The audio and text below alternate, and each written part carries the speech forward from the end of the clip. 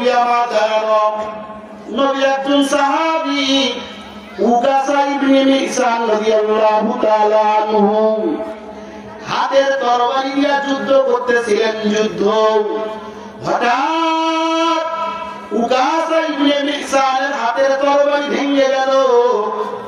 উকাসা ইবনে Mihsan রাদিয়াল্লাহু তাআলা আনহু দৌড় দিলেন নবীজির কাছে।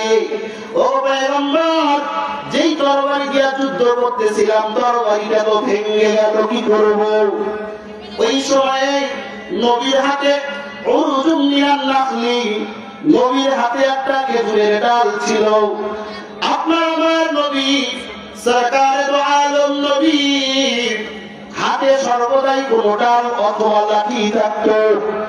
ওই সময়ে নবীর হাতে একটা উরুজুম মিনান নাখলি খেজুর গাছের ডাল আল্লাহর নবীর হাতে ছিল। আল্লাহর নবী খেজুর গাছের ডালটা উকাসা ইবনে মিহসানের হাতে দিয়া দিলেন। ও উকাসা ইবনে মিহসান, যাও এই খেজুর গাছের ডালটা নিয়ে যুদ্ধ করো। উকাসা ইবনে মিহসান রাদিয়াল্লাহু তাআলা আনহু নবীর হাতের দেওয়া খেজুরের ডালটা নিয়ে যুদ্ধের ময়দানে চলে গেলেন।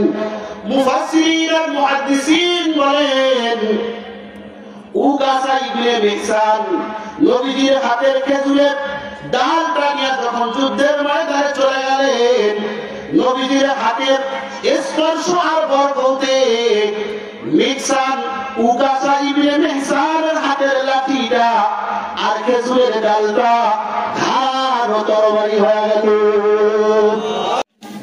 মায়দুর মজবুর হওয়ায় সৈয়দ আলম, মায়দুর মজবুর হওয়ায় সৈয়দ আলম, दीदार दिखाते नहीं आवाज सुना दो, दीदार दिखाते नहीं आवाज सुना दो। मैं सूरत यूसुफ को नहीं चाहने वाला, मैं सूरत यूसुफ को नहीं चाहने वाला, मैं कयस के मानिंद नहीं आशिक लैला, मैं आशिक मौला हूँ मेरा इश्क दीवाना, मैं आशिक मौला हूँ मेरा इश्क दीवाना। ये जुमला जहाँ जिसकी तजल्ली से उजाला, ये जुमला जहाँ जिसकी तजल्ली से उजाला, आशिक हो बिरादर शहंशाह दो आलम, आशिक हो बिरादर शहंशाह दो आलम, मिश्कों से ज्यादा मुबारक जिसका फसीला, मिश्कों से ज्यादा मुबारक जिसका फसीला। আমাদেরকে সৃষ্টি করেছেন কোন মালিক? মালিকের নাম বলা যাবে কি? আল্লাহ। সবাই একটু উঁচু আওয়াজে বলেন আমাদের সৃষ্টিকর্তার নাম কি? আল্লাহ। আর একটু আওয়াজ দিয়ে বলেন আমাদের সৃষ্টিকর্তার নাম কি? আল্লাহ। মাহফিল পর্যন্ত যেই মালিক আমাদের তৌফিক দিয়া পৌঁছাইলেন ওই মালিকের নাম কি? আল্লাহ। আপনাকে আমাকে সৃষ্টি করেছেন আল্লাহ, তিন লোকমা রিজিকের ব্যবস্থা করেন আল্লাহ। আবার যদি আল্লাহ চাহেন ঘরে ফিরে নেবেন সেই মালিকের নাম হলো আল্লাহ। আল্লাহ যদি আপনাকে আমাকে সৃষ্টি করে থাকেন, আল্লাহ যদি আপনাকে আমাকে রিজিক দেন, তাহলে আল্লাহর নাম নিতে কি কোন প্রকার আল্লাহ তাআলার নাম নিতে কোন প্রকার অসুবিধা আছে? না। সবাই বলেন না। আল্লাহ তাআলার নাম নেওয়া যাবে তো ইনশাআল্লাহ? ইনশাআল্লাহ। সবাই বলেন আমাদের সৃষ্টিকর্তা মহান মুনিবের নাম কি? আল্লাহ। আরেকটু একটু উঁচু আওয়াজে বলেন, আমাদেরকে সৃষ্টি করেছেন কে? আল্লাহ। এই আল্লাহ তাআলা আমাদেরকে সৃষ্টি করেছেন। যিনি আমাদের সৃষ্টিকর্তা, যিনি আমাদেরকে রিজিক দেন, যিনি আমাদেরকে খাওয়া দেন, যিনি আমাদেরকে প্রত্যেকটা সেকেন্ড বাই সেকেন্ড শ্বাস নিঃশ্বাসের তৌফিক দান করেন, এই মহান মুনিবের নাম চলতে ফিরতে, হাঁটতে, বাজার করতে, নামাজ আদাইতে, নামাজ থেকে আসতে, মাহফিলে আসতে, মাহফিল থেকে যাওয়ার সময় সব জায়গায় আল্লাহর নাম নিতে হবে কি হবে না বলেন? এই জায়গায় আল্লাহর নাম নেওয়া হচ্ছে, কোরআনের ও হাদিসের আলোচনা চলতেছে। এর পরেও যে কিছু মানুষ রাস্তাঘাটে বাজারে গ্যাদারিং করতেছে। আচ্ছা বাজান বলেন, আজকের এই মাহফিলটা রাত 12টা বা 1টা হয়ে গেলে, আখেরি মুনাজাত হয়ে গেলে, কালকে কি আবার এই মার্কাজুল উলুম ওয়ালারা আপনাদেরকে এত সুন্দর একটা জান্নাতি পরিবেশ করে দিবে যে কোরআন হাদিস শোনার জন্য? তার মানে বোঝা গেল আজকের রজনী চলে গেলে এত সুন্দর কোরআন ও হাদিসের মজমা আর জান্নাতের বাগান আর পাওয়া যাবে না। কিন্তু বাজারে আড্ডা দেওয়ার জায়গা থাকবে কি থাকবে না বলেন? তো যারা কপাল পুড়ে গেল, এত সুন্দর একটা জান্নাতের বাগান কিন্তু আইসা বৈশা নিজের জিন্দেগির গুনাহ মাফ করে নিতে পারলো না, তাদের মতো কপাল পড়া মনে হয় এই দুনিয়ার উপরে আর একটাও নেই। আপনারা যারা আসছেন, আল্লাহ রাব্বুল আলামিন আমাদের সবার জিন্দেগির গুনাহগুলি মাফ করে জাহান্নামের খাতা থেকে নাম কাইটা আল্লাহ জান্নাত পর্যন্ত পৌঁছায় দেন, বলেন আমিন। আমাদেরকে সৃষ্টি করেছেন যে মহান মুনিব, সেই মহান মুনিবের নাম কি? আল্লাহ। এই আল্লাহ তাআলার নাম নিতে গিয়ে, আল্লাহর নাম বলতে গিয়ে, আল্লাহর নামের উপরে কথা বলতে গিয়ে, আল্লাহর সৃষ্টি, আল্লাহর দেওয়া, আল্লাহর বাণী কোরআনে কারীম নিয়ে কথা বলতে গিয়ে, আল্লাহর দুনিয়ার শ্রেষ্ঠ মাখলুক, আল্লাহ তাআলার সৃষ্টি জগতের মধ্যে শ্রেষ্ঠ মাখলুক, আপনার আমার নবী, শেষ নবী, হায়াতুন নবী, নবী মুহাম্মদুর রাসূলুল্লাহ সাল্লাল্লাহু আলাইহি ওয়াসাল্লামের বাণী নিয়ে কথা বলতে গিয়ে, নবীকে নিয়ে কথা বলতে গিয়ে যদি কখনো বাধা হয়, বাধার সম্মুখীন হয়, তাহলে কি বাধাকারীর বাধা মানা যাবে? বাধা মানা যাবে?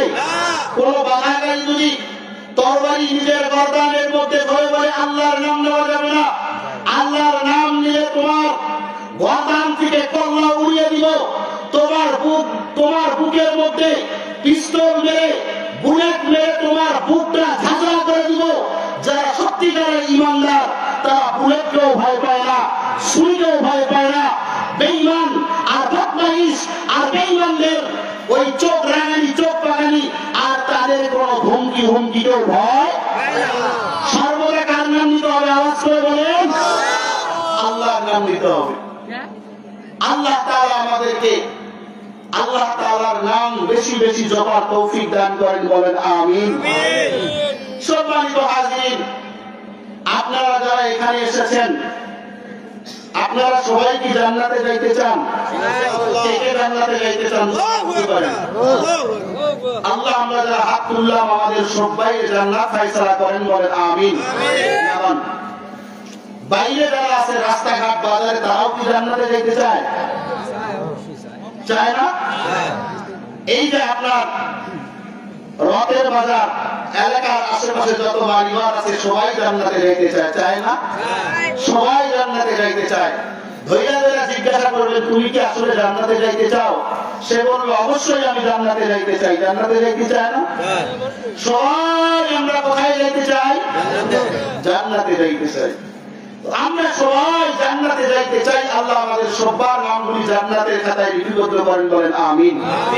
এই রথের বাজার এলাকার আশেপাশের মানুষ সুদখোর নাই, বেনামাজি নাই, রোজা করে না এমন মানুষ নাই, ওলামা ইকরামের বিরুদ্ধে লিস্টি করেছে এমন মানুষ নাই, মিথ্যা কথা বলে এমন মানুষ নাই। সব মানুষ আছে, কিন্তু একটা মানুষ নাই, সেটা হলো সকালবেলা ফজরের নামাজ পড়ে না চাচা যান, কিন্তু চাচা যান সকালবেলা বাড়ি থেকে একটা কোদাল নিয়া ওই ক্ষেতের মধ্যে গিয়া নিজের জমি আর অপরের জমির মাঝখানের আইলটা কাটতে কাটতে কাটতে কাটতে ফুল সিরাত বানায় পড়াইছি। এইরকম মানুষ মনে হয় আপনাদের রথের বাজার এলাকায় নাই? আছে? আমি মনে করছিলাম সব আমার দিনাজপুর, আপনার লেখা আছে।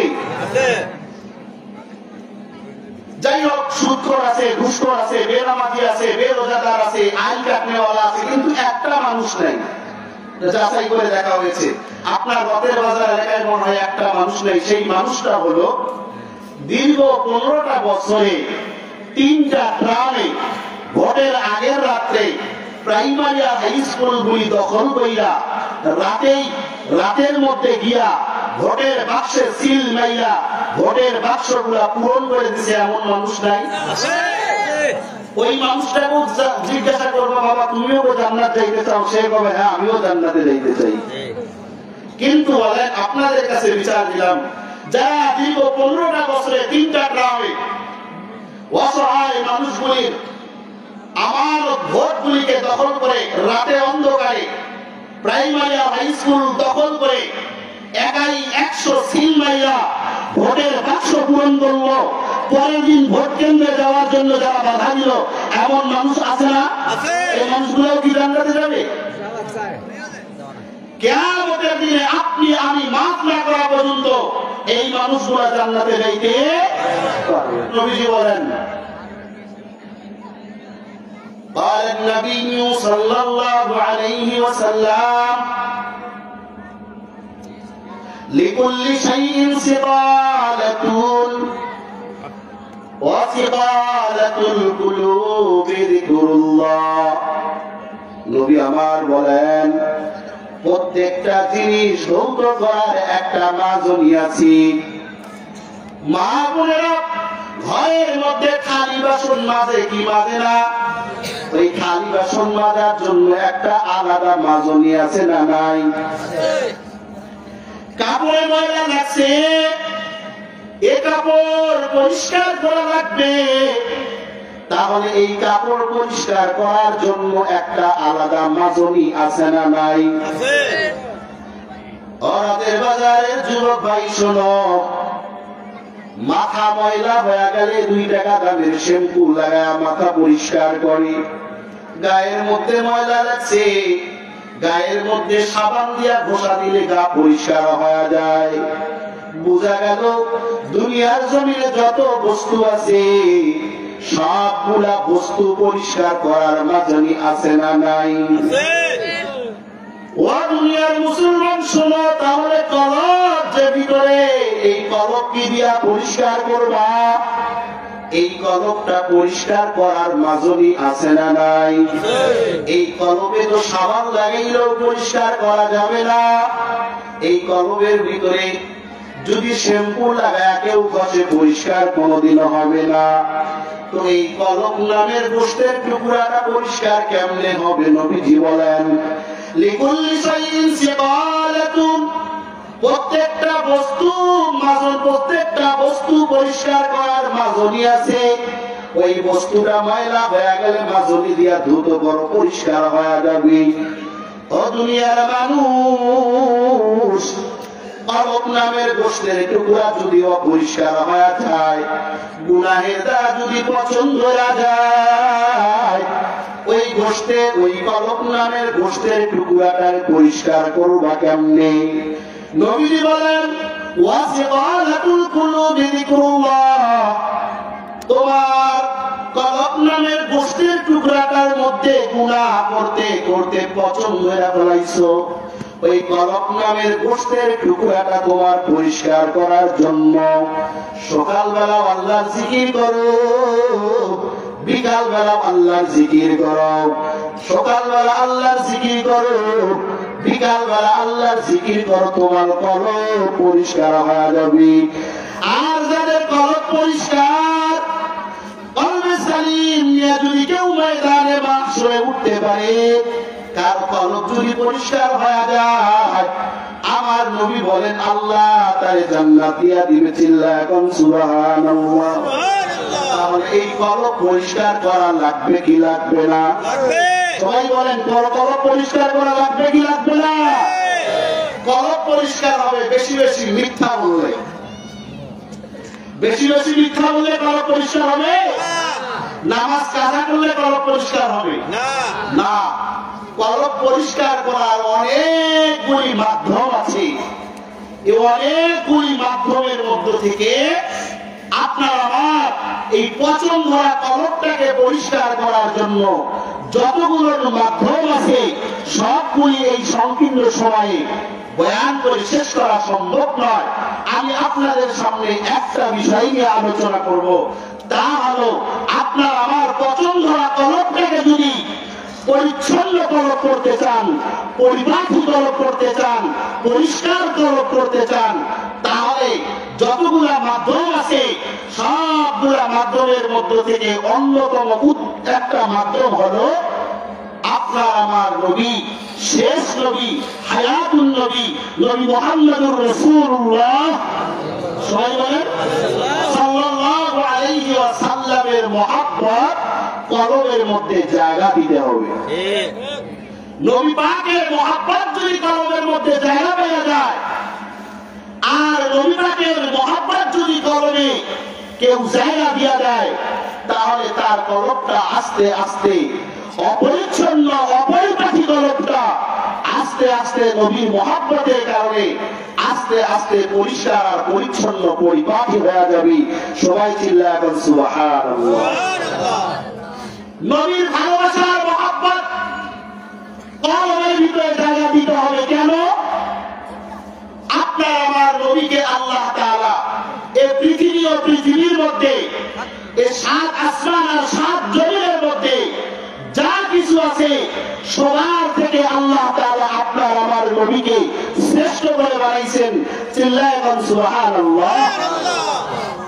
আসমানের যে শ্রেষ্ঠত্ব নাই, জমিনের যে শ্রেষ্ঠত্ব নাই, আসমানের থেকেও আপনার আমার নবী শ্রেষ্ঠ, জমিনের থেকেও আপনার আমার নবী শ্রেষ্ঠ।